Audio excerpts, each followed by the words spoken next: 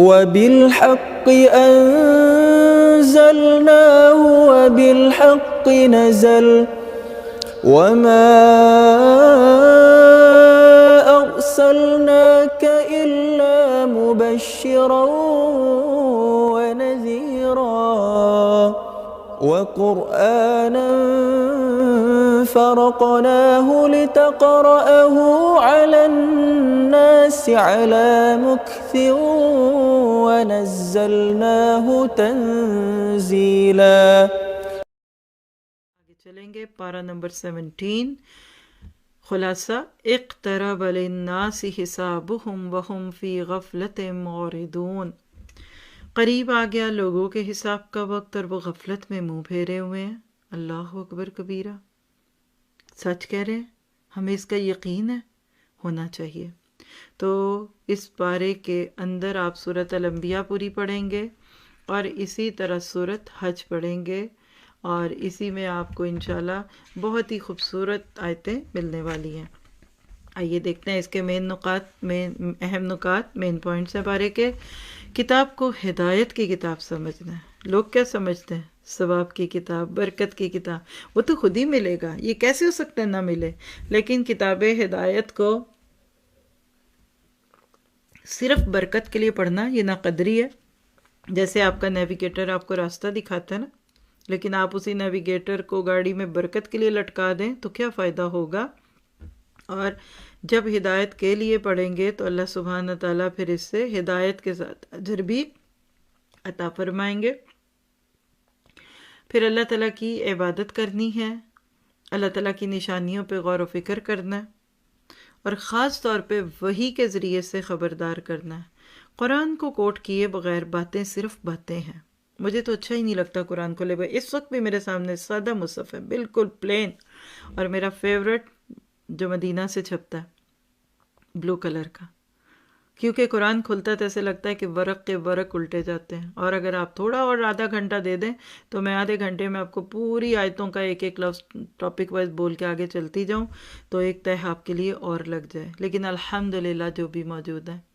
پھر اس میں ہمیں کیا پتہ چلتا ہے؟ نیک کاموں میں دوڑ دھوپ کرنا ہے. اللہ کے چنے ہوئے بندوں کی زندگیاں مال کمانے سے زیادہ نیکیاں کمانے میں دوڑ دھوپ میں پڑی رہتی تھیں، اور یہ لوگ نیکیاں کر کے اب قبروں میں جا چکے، اب وہاں اس کی کمائی اور اس کا پروفٹ ان کو آتا جا رہا ہے. ہم دنیا میں دولت کما کما کے جب خوب دولت مند ہوتے ہیں تو لوگ ہمیں 2-3 فٹ کے 2-3 گز کے قبر میں، ایک چھوٹی سی قبر میں ڈال آتے ہیں، اور ہمارے بڑے گھر اور کوٹھیوں بنک پہ جھگڑنا شروع کر دیتے ہیں. تو اللہ تعالیٰ آپ کو مجھے اس سے بچائے. اور یہ پیغام کہاں ملتا ہے؟ آیت 90 سورۃ الانبیاء میں، انہم کانوا یسارعون فی الخیرات. پھر اسی طرح سے اللہ تعالیٰ کو رغبت اور خوف سے پکارنا ہے. رغباً و رہباً، یہ اللہ کے اچھے بندوں کی علامت ہوتی ہے کہ وہ امید بھی رکھتے ہیں کہ جنت ملے گی، لیکن اپنے گناہوں کا خوف بھی ہوتا ہے. آیت 90 الانبیاء. پھر اللہ تعالیٰ کا عبادت گزار بننا ہے، اور یہ تو ایک عام پیغام ہے ہر نبی کے صورت میں. ہر اچھی قوم کی بات جو قرآن میں آئی اس میں آپ کو یہ پیغام مل جاتا ہے. اور 94 انبیاء میں بھی اللہ تعالیٰ کہتے ہیں فَمَن يَعْمَلْ مِنَ الصَّالِحَاتِ وَهُوَ مُؤْمِنٌ فَلَا كُفْرَانَ لِسَعْيِهِ. اللہ نہ قدریاں نہیں کرتا. اور اسی طرح سے اپنے رب کا خوف رکھنا ہے، ایسا خوف جو کہ آپ کو عمل پر مائل کر دے. اور اسی طرح سے رب کا عذاب بہت سخت ہے، اپنے رب کے غضب سے بچ جاؤ.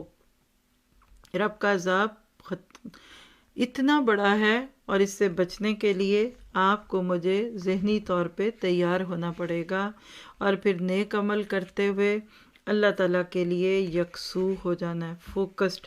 جیسے اس کے نبی تھے، جیسے اس کے نیک لوگ تھے، اللہ ہمیں بھی ایسے ہی لوگوں میں شامل فرما دے. اور اسی طرح سے آیت 92 انبیاء میں فرما دیا کہ ان هذه امتکم امۃ واحدۃ وانا ربکم فاعبدونی. میری عبادت کرو، مجھے رب مانو، میرے ساتھ اپنا معاملہ اچھا رکھو. اور اسی طرح سے اللہ تعالیٰ کی آیات کے لیے دل کو جھکا کر رکھنا ہے. کبھی کسی آیت کو سن کر ریزنٹمنٹ نہیں کرنی، مذاق نہیں کرنا دین کا. کہاں لکھا ہے جی، کون کہتا ہے، کیسا کہتا ہے. دب کے رہیے، جھک کے رہیے اور عمل کی دعا کیجیے. کوئی بات نہیں، عمل آ جائے گا، لیکن جب مذاق اڑانے لگ جائیں گے پھر اللہ تعالیٰ عمل کی توفیق نہیں دیتا. اور اللہ تعالیٰ کی صفات کے بارے میں بھی جاننا ہے، رب کے راستے کی طرف بھی دعوت دینی ہے، اور اللہ تعالیٰ کا دامن تھام لینا ہے. سورت حج پوری کی پوری آپ کو آخرت کی یاد دلاتی ہے. یعنی سورت میں جو بہت ہی بڑی بات دکھتی ہے، یا ایھا الناس اتقوا ربکم ان زلزلۃ الساعۃ شیء عظیم، یعنی قیامت کا دھماکہ، قیامت کا معاملہ اتنا سخت ہے کہ حج میں اس کی تیاری کی جاتی ہے. وہاں بھی سفید کپڑے ہیں، یہاں بھی سفید کپڑے ہیں، وہاں بھی جیب نہیں ہے، کفن میں بھی جیب نہیں ہے. یعنی احرام اور کفن کو ریلیٹ کیجئے، یا چھوٹے چھوٹے بچوں کو چھوڑ کر آپ حج پہ چلے گئے تو اس پہ بہت پیارا اس کا تقابل الحمدللہ ہم نے اسی صورت کے شروع میں اور اس کے اوپر ایکسٹرا لیکچرز میں بھی رکھا ہوا ہے. اللہ کرے کہ اس سے فائدہ اٹھا لیا جائے. اور اسی طرح سے سورت حج ہمیں بالکل آخر میں جو اس پارے کی آخری آیات ہے نا، آیت نمبر 77 سے آخر تک 4 نکات دیتی ہے کہ اللہ کے رب راستے کی طرف دعوت دیتے ہوئے اس کا دامن تھام لیجئے.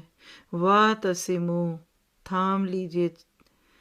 اللہ تعالیٰ آپ کو مجھے اس پہ عمل کی توفیق دے دے. وَأَقِیمُوا الصَّلَاةَ وَآتُوا الزَّکَاةَ وَاعْتَصِمُوا بِاللَّهِ هُوَ مَوْلَاکُمْ فَنِعْمَ الْمَوْلَىٰ وَنِعْمَ النَّصِيرُ. یعنی جب امت محمدیہ یہ کام کر لے گی تو اللہ اس کو دنیا میں بھی غلبے دے گا اور آخرت میں بھی دے گا. اللہ آج امت کو پھر ایک عروج دے دے اور اس زوال سے بچا لے. پورے پارے کو پڑھ کر عمل کی باتوں میں جو بہت بڑی چیز اس پارے میں شیئر ہوتی ہے وہ شرک ہے. بہت زیادہ ذکر ہے اس کا، شرک سے گریز کرنا ہے. پھر اس طرح اقترب للناس حسابهم وهم فی غفلت موردون، تو اس کو پڑھ کر خود کو اور دوسروں کو غفلت سے نکالنا ہے. اپنی موت کے بارے میں سوچنا ہے، کیونکہ موت کے بعد کے معاملات کو سامنے رکھ لیں تو زندگی کے فیصلے کرنے آسان ہو جاتے ہیں. پھر استغفار کی کثرت کیجیے. جو نیکیوں میں بھی گناہ ہو جاتے ہیں اللہ اس سے بھی بچائیں، گناہ تو پھر گناہ ہی ہے. اور اللہ کی نشانیوں پہ غور کیجیے، کائنات پہ غور کریں. آج بھی باہر اتنی خوبصورت، کیا بتاؤں، آپ جو دیکھ رہے ہیں وہ تو دیکھ ہی چکے ہوں گے. رات کو یہ سبز گھاس تھی کل شام تک، رات میں تو اندھیرا ہو گیا اور ہم صبح اٹھے تو جیسے ڈوریاں نہیں ہوتی، بٹی ہوئی رسیاں، پورا گھاس اس وقت سفید ہے ہمارے گھر کے باہر.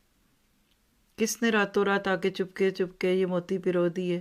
اور قریب سے دیکھیں گے تو موتیوں کی طرح سفید برف. رات کو برف نہیں پڑی، وہ فضا کی خنکی لے کر اللہ تعالیٰ نے اس کو بن دیا. جیسے اون ہو جاتی نا موٹی موٹی رسیاں، ایسی برف ہے آج. تو یہ نشانیاں ہیں، غور کیجیے. اور پھر اسی طرح نماز قائم کرنی اور زکوٰۃ دینی اور مصیبتوں پر صبر کرنا ہے، اور اللہ تعالیٰ کی نعمتوں کو پانے کے بعد شکر بھی کرنا ہے کہ اللہ تعالیٰ ہمیں اس سے فائدہ اٹھانے والا بنا دے. اور پھر سب سے بڑھ کر یہ ہے کہ خود کو اللہ کے لیے پیش کرنا.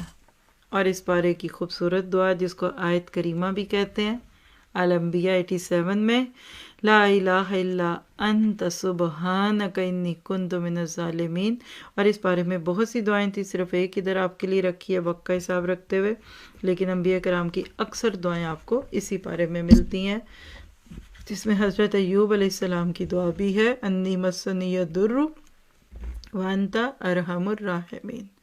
تو بہرحال یہ تھا پارہ نمبر 17. اللہ تعالیٰ عمل کی توفیق دے.